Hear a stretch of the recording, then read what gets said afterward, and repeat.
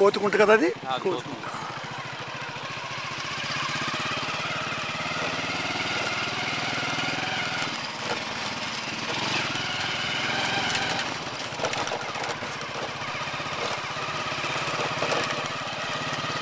ఇక్కడ పురాతన ఎప్పుడు విగ్రహాలు ఉన్నాయండి అమ్మవారి ఇక్కడ ఇక్కడ ఇక్కడండి పురాతన ఎక్కడ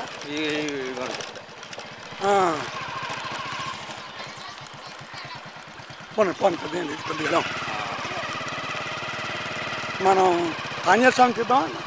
మన ఆంజనేయ స్వామి అండి తీద్దాం అవసరం అట్లా. ఇక్కడ రోడ్డు మీద ఉన్నారు కదండి ఆంజనేయ ఇక్కడ రోడ్డు మీద దొరికేస్తాను. అలాగే